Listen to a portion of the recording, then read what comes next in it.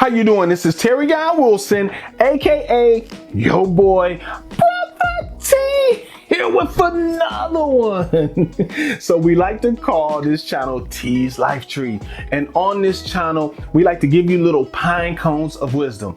If you don't know what a pine cone of wisdom is, I want you to stick around, stay on the channel, you will get it. Before we get started, I need you to like and subscribe, because when you like and subscribe, we can continue to give you those pine cones of wisdom. While you at it, hit that notification bell and make sure it says all notifications so you'll know every time that we drop one of these super hot videos with all this great information on it. Or if you just like seeing me make a fool of myself, I don't care. As long as you come to the channel and keep watching, I don't care. In a minute, I'm gonna be doing some I'm just kidding. All right, so let's get back. So this is the next episode in the fill in the blank, ruin the relationship series. Today we're going to fill in the blank with adult films. So this is how adult films ruin the relationship. All right. If you want to go back and check the other ones, that's very cool. This is a very interesting series. I've enjoyed talking to it and doing some of the research for it. I even opened up my own perspective and really looked at it and said, wow, media really has a great impact on the way we see relationships. It's not the only impact, but it has a great impact. Some of the things that has been hammered into our heads over the years has not helped us, okay? And we haven't helped the situation because we haven't put media down and just took it upon ourselves to create real long-lasting connections. Before I go into some of the details of how the adult film industry has ruined the relationship, we need to talk about it a little bit. So porn is one of those hot button issues. It's like, mostly because sex is such a taboo subject to talk about openly, right? It is. It's a little more open today than what it used to be. And one of the reasons why it's not as an open of a subject to talk about is, I think, my opinion, religion, right? And the way we suppress those emotions, right? You look at it, and a lot of religious people, they look at sex a certain way, right? Most Christians believe that you're not supposed to have sex outside of marriage. Okay. Hey, I ain't got no problem with you saying that. Islam as well. They preach the same thing, and most do. Now, sexuality is a really hot button, touchy subject.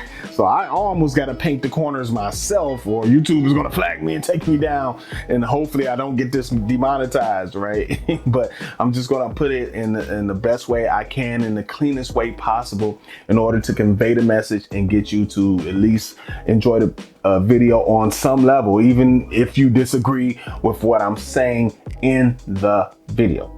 Let's go right into some of the ways that the film industry ruined the relationship. First, I have to note that porn, this is my opinion now, okay? You can disagree, but hey, I'm a grown man. I have opinions. You can agree or disagree with them. But I believe it can be put to good use. How can it be put to good use if used properly? Let's say you're in a marriage and you want to just spark up something. You want to get stuff flowing back the way it's supposed to be in that area. Sometimes you can grab a good, especially if it's one of adult films that's not as hardcore, right? You can use that as a marital aid, right? That can get you going. That'll give you ideas of how to treat each other, how to please each other in those areas. That's one way it can be used properly. If you're in a situation where you're single and you're not really sexually active in terms of interacting with another individual, it can be used to for maintenance. We'll just put it like that, right? I'm trying to keep everything clean, but I think most adults know what I'm saying. If you're doing self-maintenance, you might want to look into using that if you need something, especially guys, because when it comes to things that when it comes to sexuality, guys are more visual. They're more physical actually, but visual is part of it as well. But physical is even better for the average guy. So those are ways that it could be used properly. So I don't want to just come down like I'm just hating on all, but it can be used in a healthy manner, right? The only time it gets unhealthy is when you get to a point where you're addicted to it, right? And being addicted to it, that can come about because of many different situations. If you're using it in an unhealthy manner, if it's all you think about all day is watching some porn, something else might be going on. You might want to go back and check and see what's going on in that head of yours and that past of yours to see why it's that way. Okay, or sit back and take a real analysis of the relationship you're in, right? Why are you running to that over the physical person you have right there, right? Why is that a better option? Why is that just as good of an option? All right. And I do have to note before I get into the rest of the list that guys do, on average, think about sex more often than women. Now, I'm not going to sit here and say women don't love sex. It's obvious that women do, because you can find women all over the place that's willing to do whatever with you, right? So yeah, that's not what I'm saying. What I'm saying is we think about it, that testosterone, it really brings about a lot of sexual thoughts. Okay, so I want you to keep that in mind when I go on with this list. But I'm going to go into some of the specific things that we pick up from those industries that we put on each other to make the relationship worse. So the first one I would say is that it desensitizes you to real touch, right? Especially if it becomes a situation where you're addicted to it and you're watching it all day long. And, let's say you're in a relationship, a long-term relationship or a marriage, and you're watching porn all day, or you know what I mean, when you're not working. You spend a lot of your free time porn. And then I wasn't supposed to say the P word. film. Okay, adult films. That's what you're doing all day long, all week long. And then here we go once a week or once every 2 weeks. And then you guys are trying to do something physical. You hurry up, get it out the way. It's not even good anymore for either one of you. And then you go right back to the adult films, right? And this happens. You become desensitized to that person, that real intimate gathering, that thing that happens between the both of you when you come together, that beautiful feeling.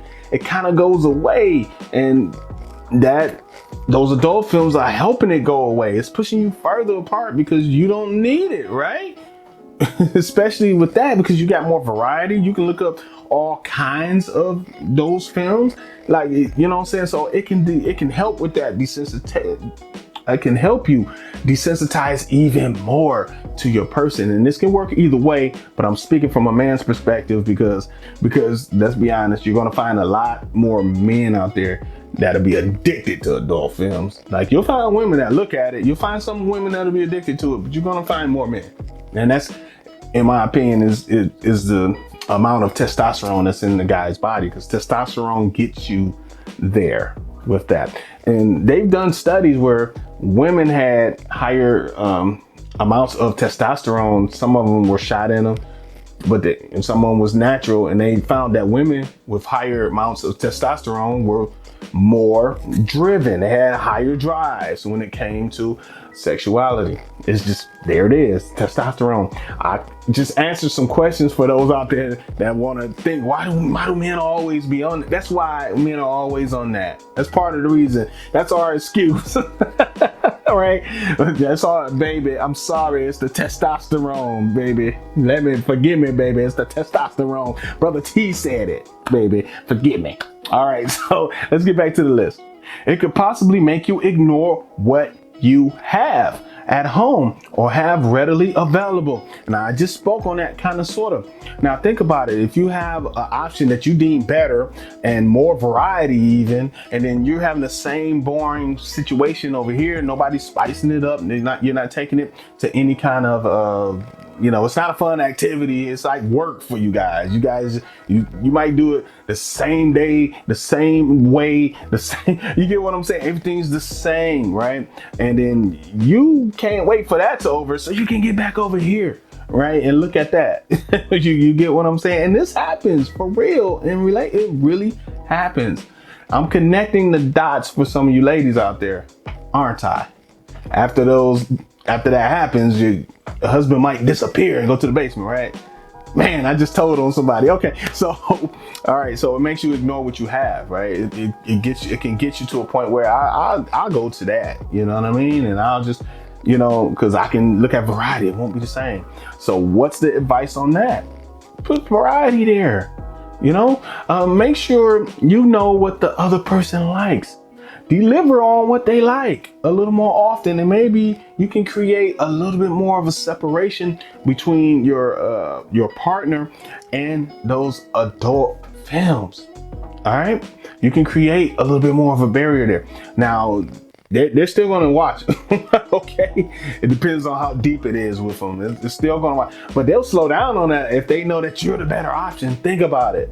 Or if you're delivering what he like, or he or she, right? If you're delivering what they like, then they're not going to go there as much, right? I mean, that's logic. Think about it. And if you really wear them out, or her, you really wear them out, they probably put it down, period, or they put it down most of the time.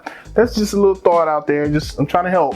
I know it's a touchy and a deep subject for a lot of you out there, but Brother T's going there today. I'm going there. So what else did the adult film industry do to help ruin the relationship? This one is probably the biggest one out of all of them. And that is the fact that they created unrealistic expectations. And that's for both people, right? Hey, for those that have, looked at adult movies, right? And I'm gonna go there. I gotta go there. All right. But some of the guys that, they not natural with that, right? I'm just saying some of that stuff is kind of like, hey, wow. All right. Yeah.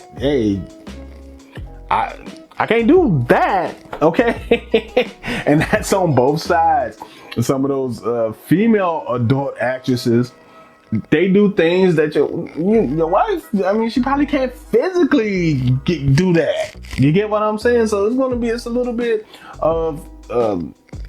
bit unreal, right? So when you go into that and you've been in that world and looking at that so much and so many times, especially when you were single and then you come together with somebody and you expect them to be that, like that's unrealistic. And you expect them to be on that level. Now you might get with a nymphomaniac or something, or a sex addict, and yeah, there you go. But your regular person walking down the street, they're not going to be able to do what they do on a regular basis, and they're not going to be able to do it to the capacity or as much as that. Like I said, you might have a matchup where you guys are really crazy about each other and both of you are sex addicts.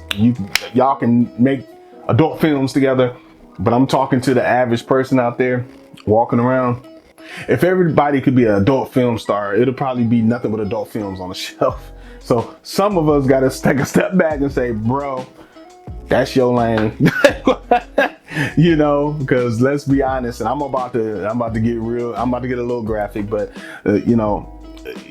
think about it. If you're a male adult film star and you can't perform, like that's physical. So it has to physically be able to, work, every single time. And if you've done 3,000 movies, think about it. That's 3,000 times you had to get that erection. The one time you don't get the erection, you probably not gonna get paid. You might not even get another booking. You might not get another movie because now you have a reputation. Hey, he couldn't perform. You get what I'm saying? That's pressure. That's pressure right there. A lot of you haven't even thought about it like that, right? The one time they don't perform. Now, when you flip the gender a little bit, the women have a lot more pressure as well. For one thing, especially for women of color that do those types of films, they get paid less. and they expect them to do more. And then they expect them to do more nasty stuff to get the money. You know what I mean? So it's, you know, it gets kind of tricky. And the expectations when you come into the real world, because I got to tie it all in, right? So the expectations to an average person, they're sitting there and they're doing all kind of crazy stuff to get that money and to keep that money flowing. And you see them film after film and you like, hey, now I expect you to be like that. That's not realistic. Let's be realistic with each other. Let's have realistic standards, realistic expectations. That's all I'm saying. So this is Brotha T, and I went there today, didn't I? But I always pride myself on being able to have any conversation. I'm one of those people that thinks they can have any conversation on the face of this planet. I really enjoyed it, and I hope you enjoyed it. Thanks for tuning in. Thanks for looking at a brother ramble. All right, and I'm gonna catch you on the next video. I'm gonna try to make that one good. We have more in the Ruin the Relationship series, so keep watching. I'll check you out in a minute. Peace.